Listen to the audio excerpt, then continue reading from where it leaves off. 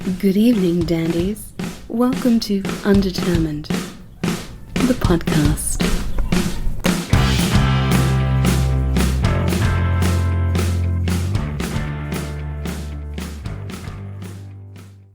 I hope my neighbors don't bleed through. They're having a pretty raucous party over there. Oh, yeah? Yeah, that's right out my window. I hate to complain, though, because I like to have raucous parties, too, sometimes. And, Yeah. just to make sure that that's mutually okay. I heard noisemakers coming from my neighbor's house earlier Yeah. and kids screaming. So, Yeah. so hello. Hello. So, yeah. Anyway. Off to a raucous start. We are nervous about everything, bleeding through sounds and things like that. Hey, tonight we are talking to Byron from Knife Crime, Black Site Records. Welcome. Yeah. Hello. Welcome. It's good to have you on, man. Thank you for having me. No, we've been wanting to try and figure this out for a while. Yes. Yeah, for a little bit, and then it just seemed like we just kept getting slammed with bookings and things like that. But your name's come up a couple times on the podcast. We just had Frog Pond on not too long ago. Oh. Nice to talk to those ladies and Yeah. Very cool. talked about playing with you back when with Almer Crispin Glover and great band name, by the way. Got a thing for good band names. Thank you. Just gotta add that. So where are you based out of now? Are you out of Kansas City now, or? Mm-hmm. Yeah, I grew up in Kansas City. Yeah, that's where I am. I never left. Right on. Yeah, it's a good town. I really like Kansas City. I think if there were any place I were going to live in the state, it would be either here or Columbia. Yeah. It's a good place to be for back in the day when I would tour, because you're right in the middle, so you can go East Coast or West Coast. Yeah. Yeah, it's so. I've really kind of been surprised that more people haven't clued in into how central Kansas City is and how much of a benefit that seems like it would be. Yeah, I never understood why people were like, I'm going to move out to LA. It's like, okay, cool. I hope you have a good booking agent so you can Right. work your way to the East Coast. Right. Exactly. Yeah. And it's so damn far in California to get anywhere, to anywhere, Just had somebody who was talking to last week. They're in San Francisco, and they're like, yeah, friends of mine from the Midwest or whatever are like, hey, we're flying into LA. You should pop down and visit. It's like, pop down, man. It's like, it's like, a 5.5 hour drive or whatever from where I am. I have to get a hotel to pop on down. It's not easy to do. I think more people are cottoning to it. I think, at least I'm seeing a lot of people who are asking about, as they're coming here through Texas to the East Coast and things like that. Where should they stop and play? I always drop KC. Well, I live in Columbia. Mm-hmm. I'm right smack in the middle of the state. But yeah, I agree. If I have to live anywhere in Missouri, it's going to be Columbia or Kansas City. Yes. So the new record, man, new-ish. When did that get released? I know I got my copy a few months ago.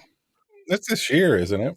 Yeah, we released it in, it was April 30th. We did our record release show at Lemonade Park.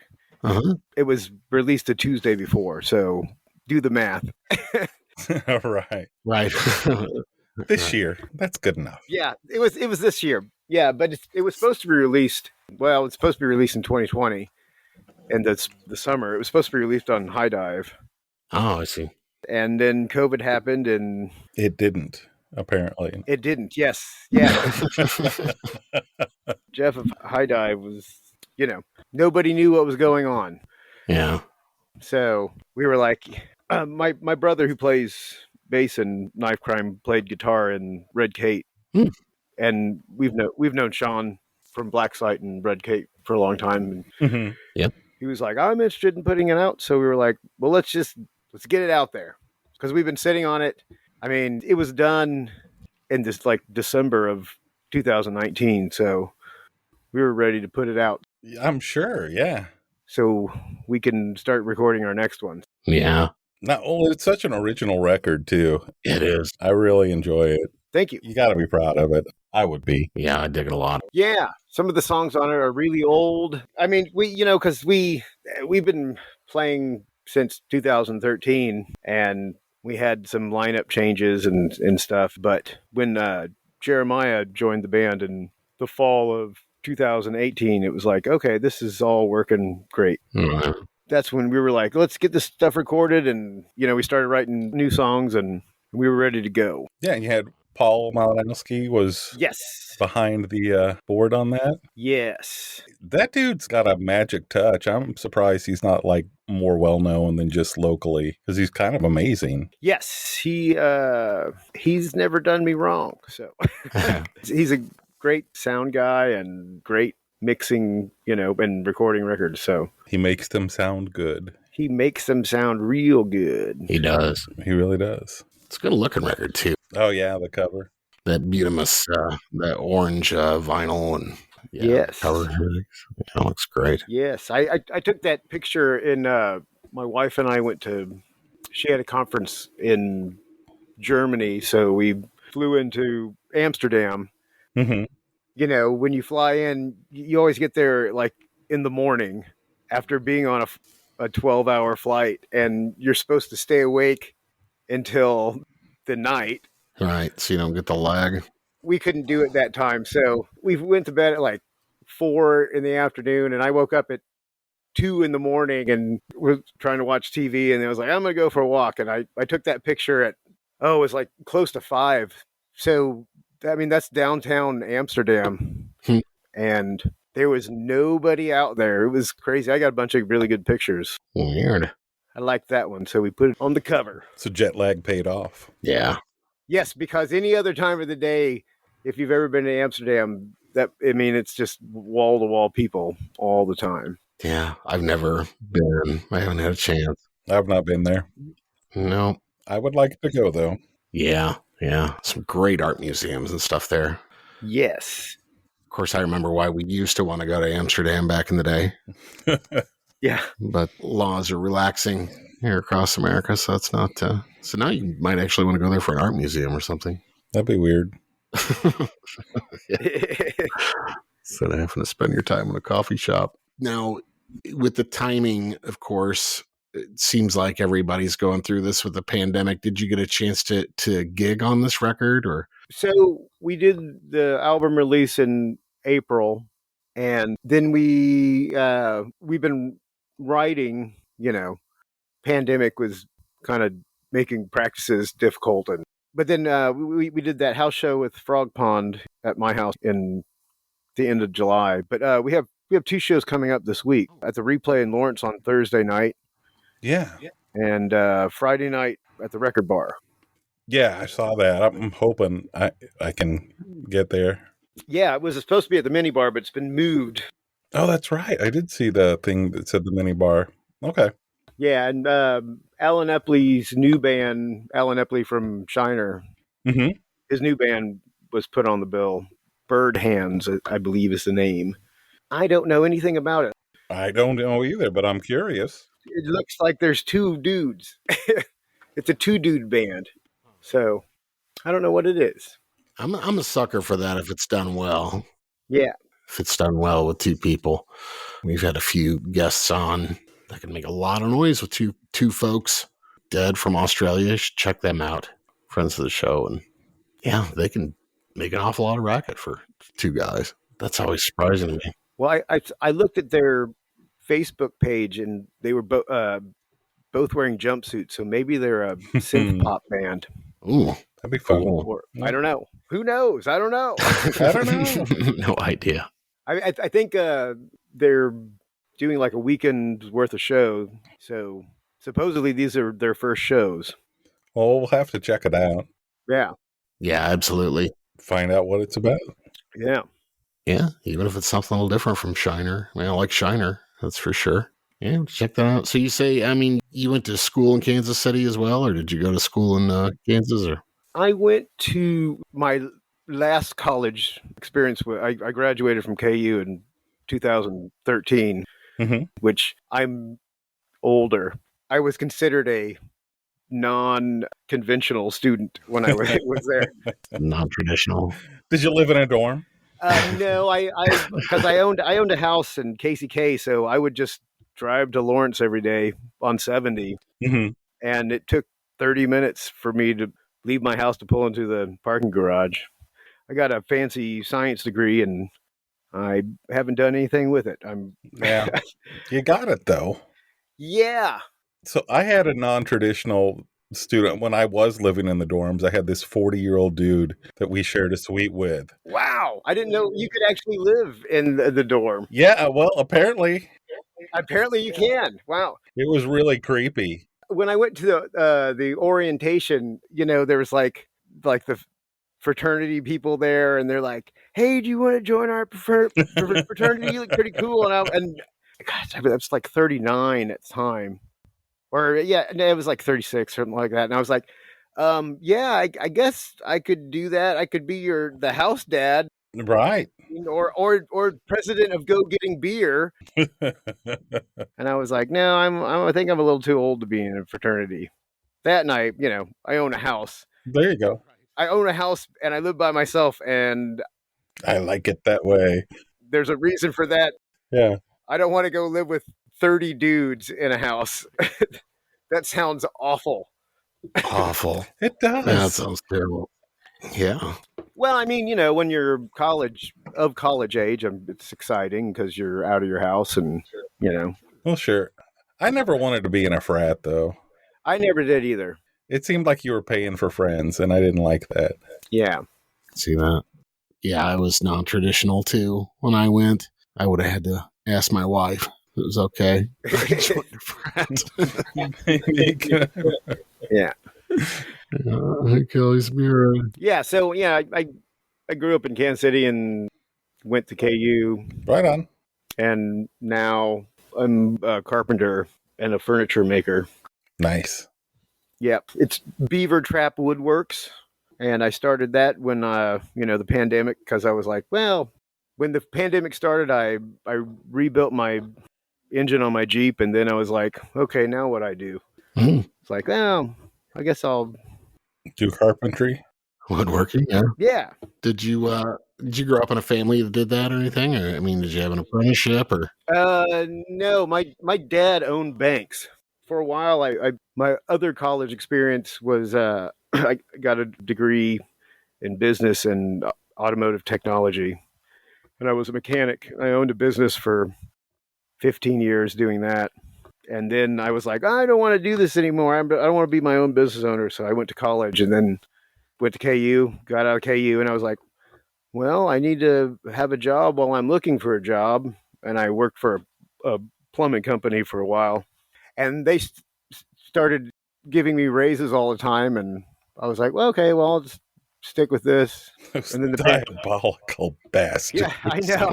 I was like I just spent a bunch of money to get another degree, in science, so I could work in a laboratory. And I know, we're going to keep giving him raises. He'll never leave. yep. And then pandemic happened, and the plumbing that we did was all new construction, so I learned what the carpenters do, and so I was like, I can do that, and it's a lot less dirty than plumbing. Yeah, that's true. I always found it kind of tricky, though. I mean, I did flooring, I did hardwood and stuff like that for years, but everything I always did was pre-finished. I never had really good skills for the finish work, that fine detailing, but yeah. That seems, I'm surprised you didn't have just like years and years of, doing it beforehand before you started business doing it. So, Yeah. pretty brave. Yeah. Well, I figure I only have to do it for like maybe 10 years and then I can retire. So There you go. Yeah, there you go. Yeah, you can get the contracts. Well, that's cool. But your degrees in, was it molecular biology? Is that what you got in? Molecular bioscience. Biosciences. Yes. Huh. I wanted to do forensics. While I was in college, I actually I interned with KCKPD for a year, and it was cool. It was a cool job, and I liked everybody that I worked with, in KCK, because it was, a diverse group of people. But to do that in KCK, you had to be a cop. Mm. And I had no interest in being a cop for 5 years.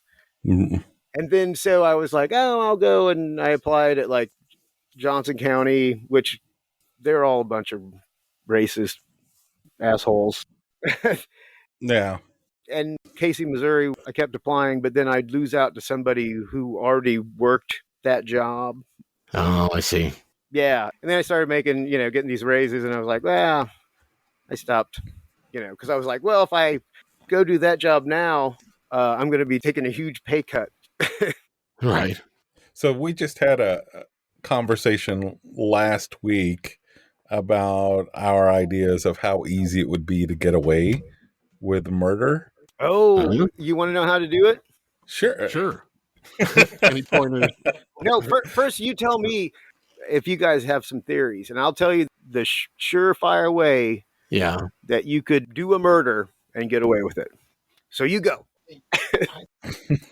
What I thought would be really beneficial is knowing somebody with a really hot furnace, or knowing somebody who worked at like a steel factory. Okay, I'll tell you right now. Uh-huh. You've already involved somebody else, and they're going to squeal on you. That's a bad idea. That's a bad idea. Mm-hmm. Okay. I'm just telling you. Oh. So this actually, talking with cops, you're like, Uh-huh. you see a bunch of anyway. I actually had he was an officer that also was like a U.S. Marshal. Okay. I don't know how he had the two jobs, but he did. Oh. He was like, if you want to murder somebody, what you do is you drive to a different town. Mm-hmm. Uh-huh. And it's a little harder nowadays with cameras and stuff, but Yeah. if you can like get them in a secure, just any random, it has to be a random person, Right. and because you have no connection, and you'll get away with it as long as you do it once. Mhm. You're not like slobbering everywhere and leaving your fingerprints. Yeah. You could just go and shoot somebody pretty randomly, or stab them if you wanted to, I guess. Yeah. And that's kind of what I was saying, was like, if I didn't have any reason to be associated with the person, and I was just not like super stupid, it seemed like it would be really easy to get away with it. Yes, and as long as you did it once, yeah, you'd most likely get away with it.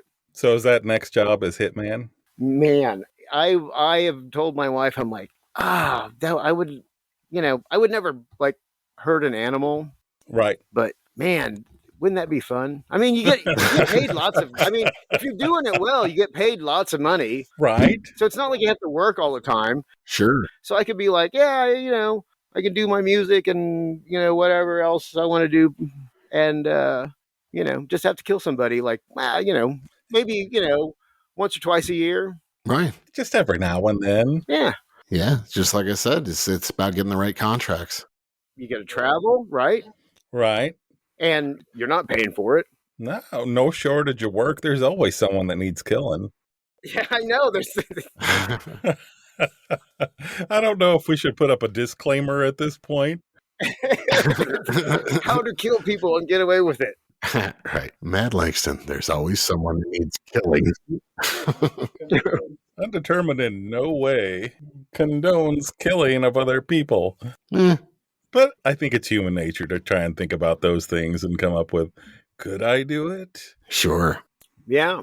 I think it's generally creepy. I mean, just even with serial killers and people who do it repetitively, how often you hear about these cases. And I was just watching one earlier on a show where they were talking about the, who was it? The Happy Face Killer out in Oregon. I don't know that one. Yeah, they didn't have anybody on because he picked some random girl to kill for his first murder. Is that the guy that leaves like spray paints a happy face? I think he's been used in like there was a Stephen King book or something that used some of his kind of MO with the smiley face, but he left smiley faces on all these letters that he wrote to the Oregonian, to the newspaper. Oh. And that's how they gave him the name. It was kind of his signature when he started confessing the crimes. But it's a really weird case because this lady essentially tried to railroad her boyfriend into the crime. And they figured out later that she was just picking up things from the paper and picking up things from good press that they were talking about the case. And she didn't have anything to do with it. He didn't have anything to do with it. He swore his innocence. They both wound up in prison for like 6 or 7 years. Wow. Over her confessing to the crime until the actual serial killer came forth. I mean, and like I say, if it wasn't for him coming out and saying, no, they didn't do it, I actually did it, he would have got away scot-free. That's weird. Yeah. Just would have had to keep his mouth shut. Yeah. It probably really pissed him off that someone was taking his credit. That's true. Right. Yeah. How dare they do that? Yeah, that's the creepiest thing about it, that I thought it's like, I guess it was just the, wanting the notoriety, wanting the glory of the kill too. Yes. That's why you just do one. Right. You just do one, and then you don't get an ego about it. Right. I guess. I don't know. Or if finances are your, if it's just money you're in it for, then it makes it even easier then. Yeah. There's nothing to tie you to it. It's just a job. You just have to think of it as a job. Right. Yeah. I couldn't do it. I couldn't really do it. But yeah. I don't think I could do it either. As far as you know. No. Right. Very likely. Very likely what somebody would say. Yes. Better like this episode. Yeah. So anyway, I think the initial question was, have we been touring off this? Huh? No, not really. But now that things have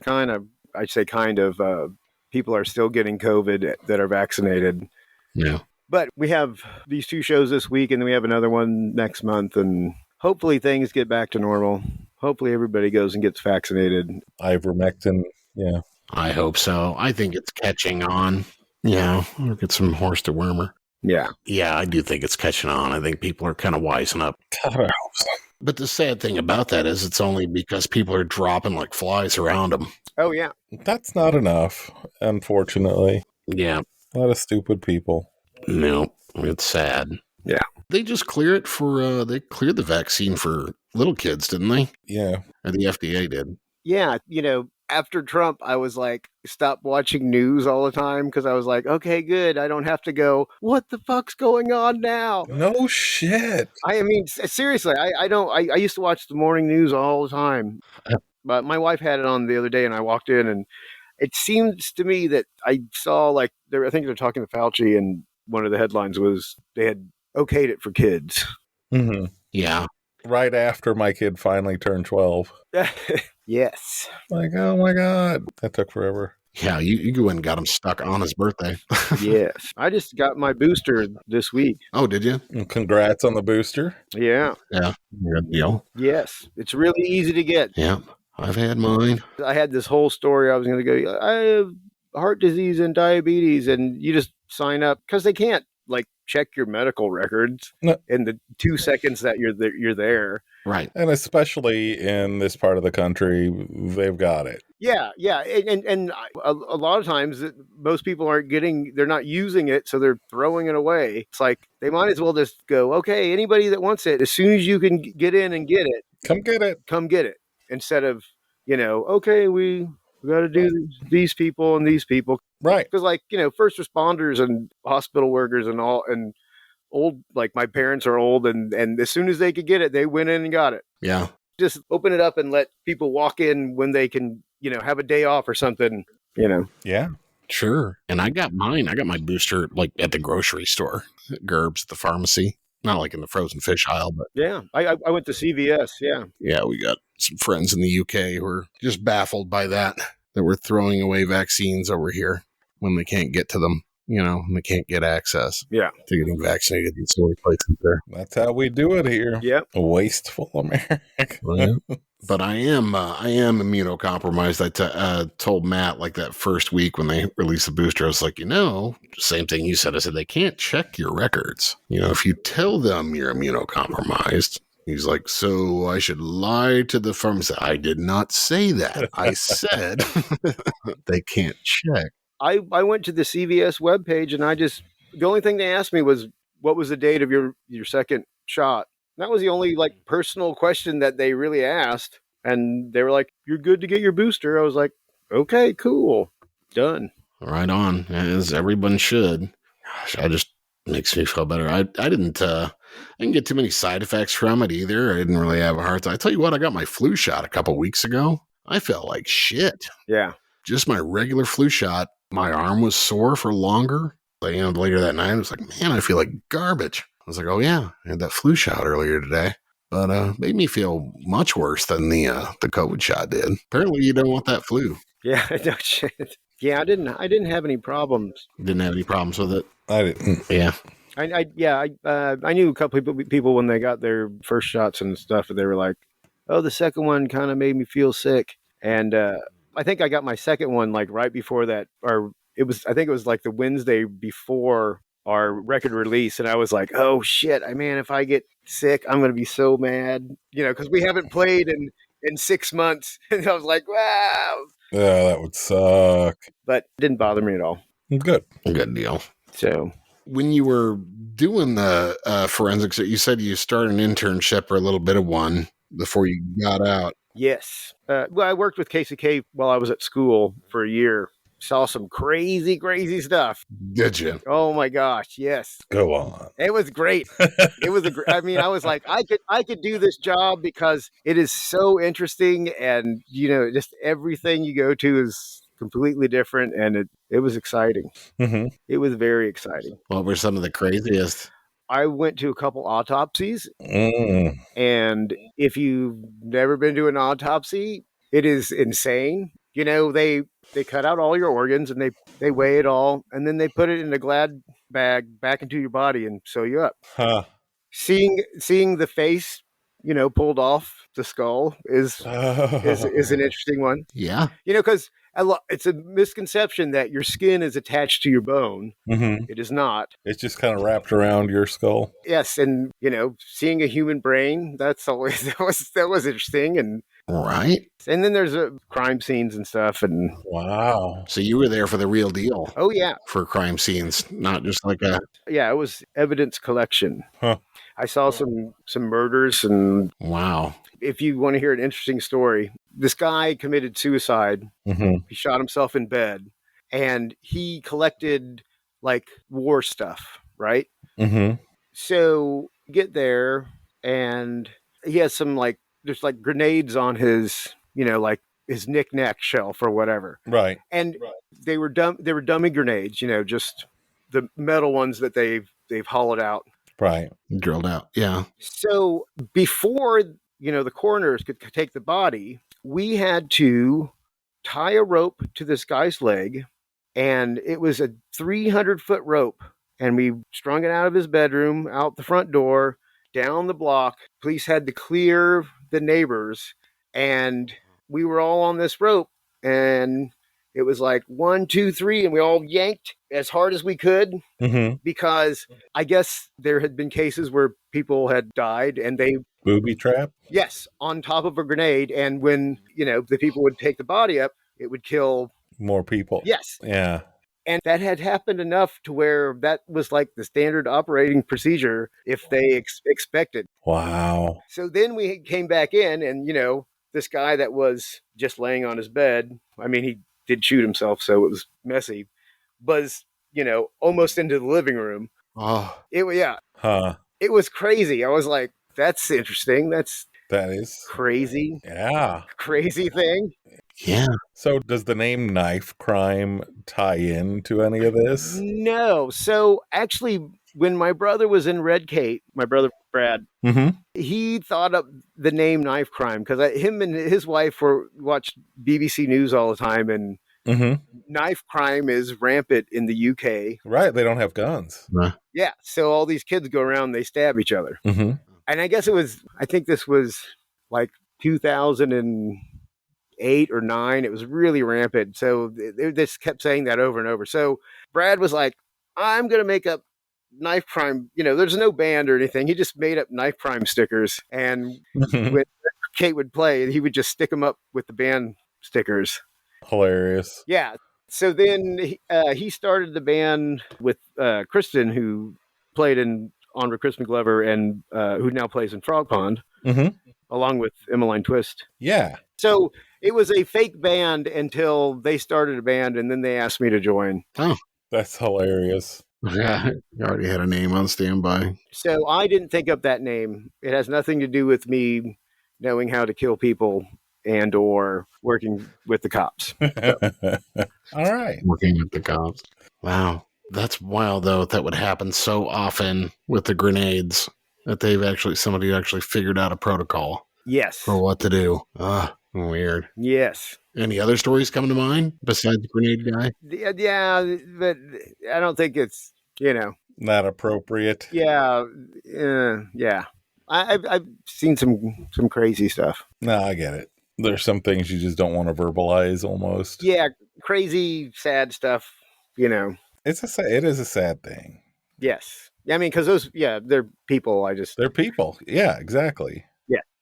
The yanking the dead body was, I was like, what the fuck are we doing? No shit. And then it was like, oh yeah, we got to pull this in case he's laying on a grenade because they found fake grenades. And, the guy had like World War II, M1 rifles but they were all, he just liked World War II stuff. Mm-hmm. So that's what he collected. But none of it was, I don't know if the rifles were real, but they were on a display thing. They weren't just around his house like I used these. They were, mounted to the wall and stuff. I would have been for sure if somebody was just fucking with me, Yeah, whatever. We're going to pull the body out. No, really. No, here we go. Yeah. So let that be a lesson. If you die in your house and someone calls the ambulance instead of the coroner, the cops are going to show up. And if you have a fake grenade in your house, you're going to get yanked off the bed. Wow. Good to know. Yeah. Not the same, but I remember in my hometown years ago, a big commotion. I think it was before you got there, John. Somebody put like an old dummy grenade in like the bank slot. You know what I'm talking about? The tube. Oh my God. Oh, Jesus. Yeah. And like freaked them out. Well, shit, yeah, it would freak you out. Yeah. I mean, that's not cool. No, it did not go over well. No, that's weird. Yeah. I think that's safe to say that's a dick move. Yeah. Yep. Did they catch the guy? Did they know who did it and everything? And yeah. I think they did. Yeah, I think they got him. Good. That's a nice thing about a small town. Like everybody knows everyone. Well, I mean, drive-up banks, they have cameras. They've had cameras at drive-up banks for years. Oh, yeah. Yeah, that's true. This was in the 80s. Yeah, I mean, that's pretty dumb. Yeah. Yeah. I can remember one time getting one of those tubes back through and they'd sent me the wrong envelope and somebody getting a deposit out of about $3,000. Oh, no. Bye-bye. I was making a deposit. I was like, I could just drive off right now. So I don't know what you're talking about. It was their mistake. Yep. But no, I returned it just because of that fact. Yes, and karma's a bitch. Sure. Oh, just the stress of that would have killed me. I would have been like, oh, they're going to catch me. Yeah. They're going to catch me. The police are going to come knocking on my door anytime. And the guilt, is probably used to pay for somebody's funeral or something. And, Yep. you make excuses for that, but no. So you've been playing with your brother then for many years. Mm-hmm. And have you always been in and out of bands with him or? No, actually, we did have a short-lived band in, I think it was the late 90s called the Melissa Joan Hart North American Fan Club. It lasted like 6 practices and we never did anything. Mm. But it was we did do an awesome cover of, what is it? The Kermit the Frog song, Rainbow. Why Are There So Many? Yes, Rainbow Connection. Yes. Rainbow Connection. Yes. It was awesome. It was very heavy. I want to hear this now. Yeah. This is the first real band. And my brother's my best friend, so it works out really well. Awesome. Did you come from a musical family then, or? No, just we have an older brother and a younger sister, Mm-hmm. and we're the only ones that play music. Mm. So we haven't figured out where we've gotten that from. Uh-huh. You always been a guitar player? Yeah. I started out on guitar. I mean, I played, bass in bands, and I taught myself how to play piano, and I programmed the drums in the Cure tribute band that we do. Oh yeah, I saw Saw your post on that. Yeah. That looks like a lot of fun. Mm-hmm. Yes. We've been doing it for, gosh, it's almost been 20 years. Wow. Yeah. It's been a long time. I think it'll be 20 years in 2024. Wow. What's the name of the band? It was Mag-fucking-nificent, but we changed it to Magnificent because Michelle Gomez, who plays in the band, she's like has a high up job at a hospital, Mm-hmm. and she uses her Facebook page like it's associated with her job. So she was like, I'm going to have to quit the band because I can't, when we do shows and it says, come see Mag-fucking-nificent, some people might take offense to that. And we were like, well, we'd rather have you in the band than keep our punk rocky name of Mag-fucking-nificent. Right. And people still call it that. Could you go with, kind of a middle ground, Mag-effing-nificent? Yeah, we thought about that. And then we were like, nah, that's dumb. Yeah. Because then it's like, we had it on Facebook.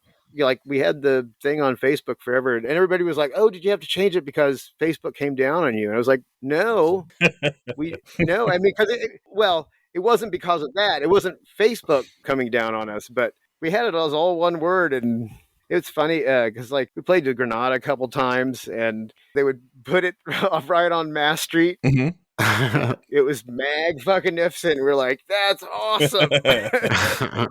Yeah, that would be awesome. It was good fun. I like the Granada. Yes, it's a good place. I've never been to a show there. You have to go to Lawrence to go to a show there. Yeah, I know. I've never been to Lawrence. That would be the reason. Yeah, I need to get up there. I know too many people there now. You do. Sounds like a cool city. And yeah, there was a while there. They were hostile, and we were hostile to Lawrencians, or whatever they refer to themselves as, and us Colombians. The border war. Mm-hmm. Yep. Nobody gives a shit about that anymore.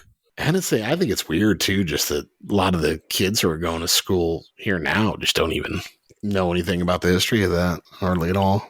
Mizzou leaving the Big 12 probably contributed to that. Yeah, when we hit the SEC. Oh, yeah. I mean, because what year was that? Well, it's been about 10 years now, hasn't it? Yeah, it's been a while. Oh, God, has it been that long? Jesus. Yeah, because I think when I started at KU, it had already happened, and that was 2009. Yeah, you're right. Would have been over 10 years, probably. Yeah. Yeah, I'm getting to that age where everything's just perpetually like, oh, that was 3 years ago.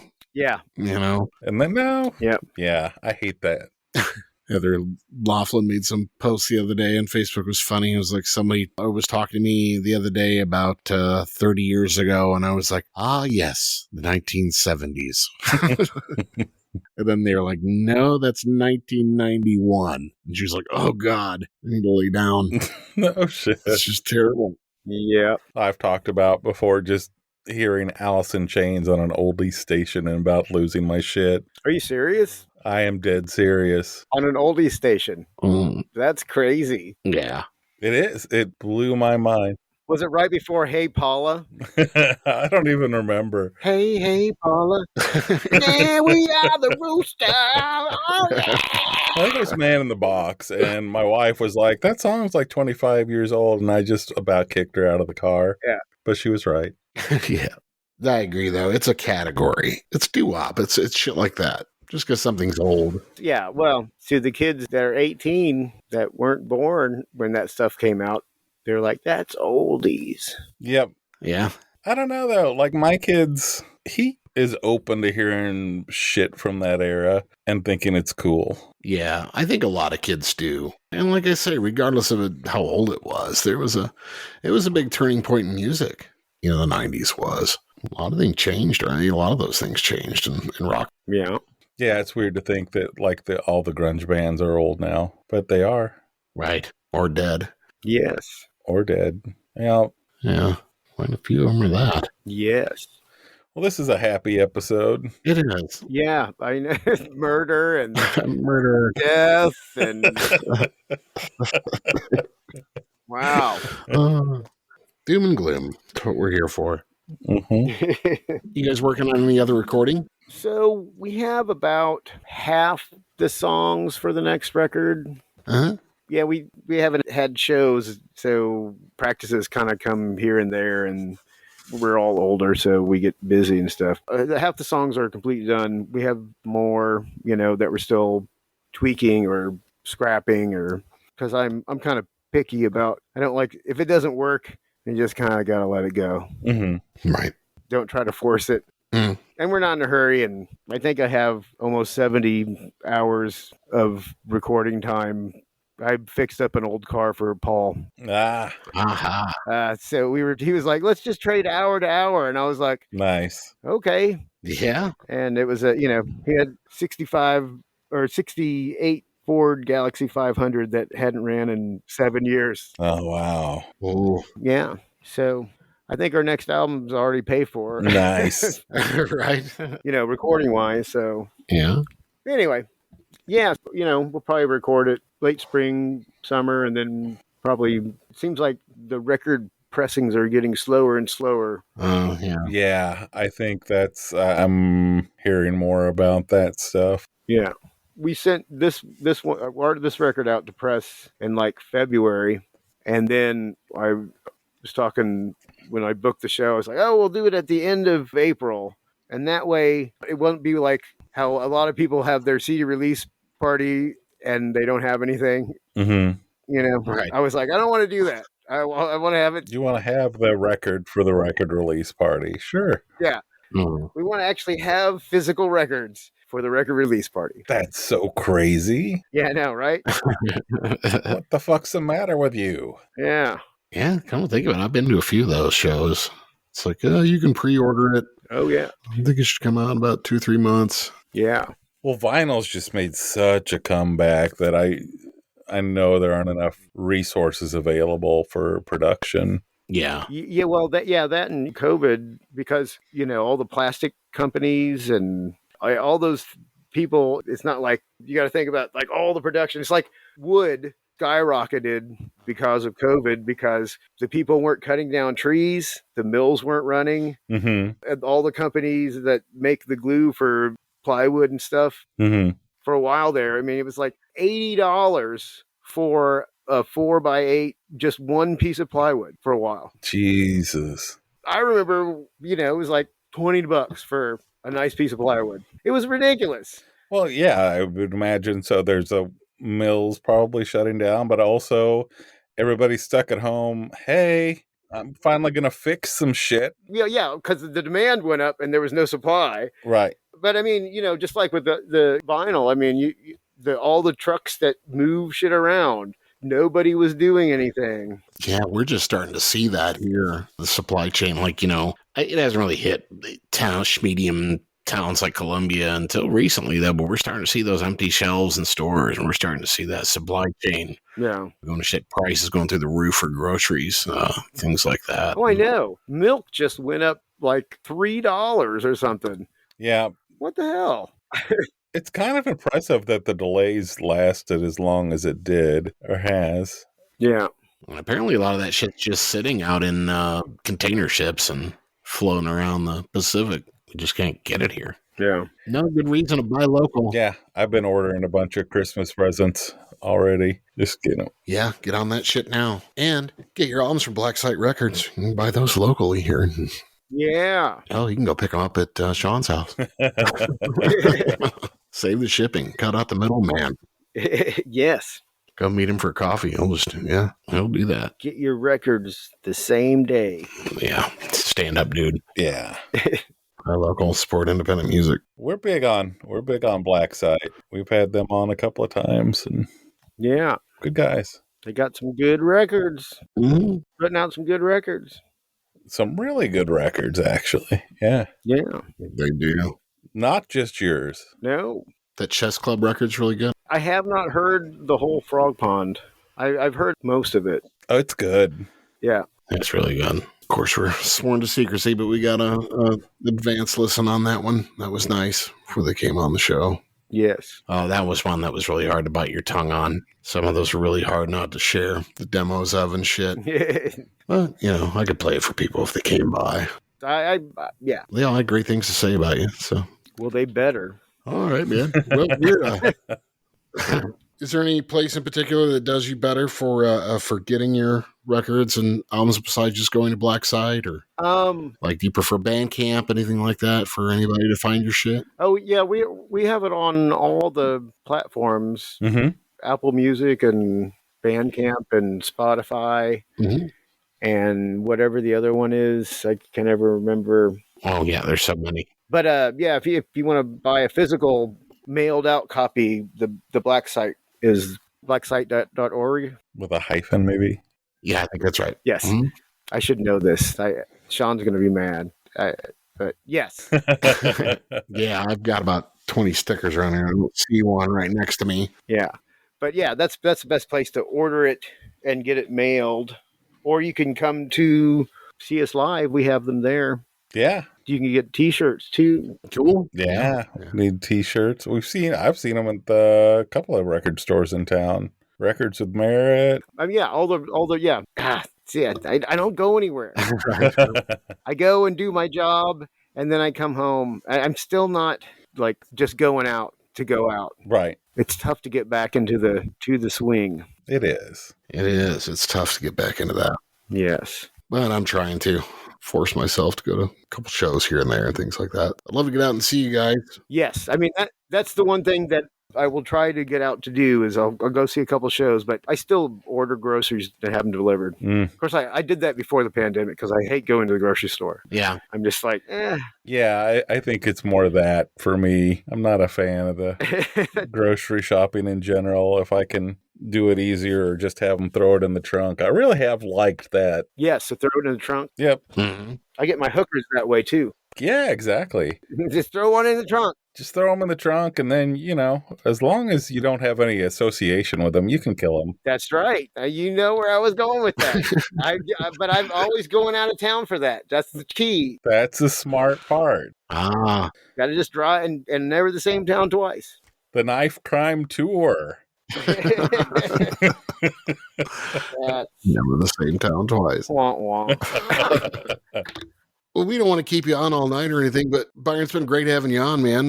Thanks for coming by and chatting with us. Yeah. Thanks for having me. Everybody do check out Lovely Gary. It's an outstanding album. It's really good. Really enjoyed it. And we had a blast talking to you tonight. For sure. Thank you very much. I appreciate it.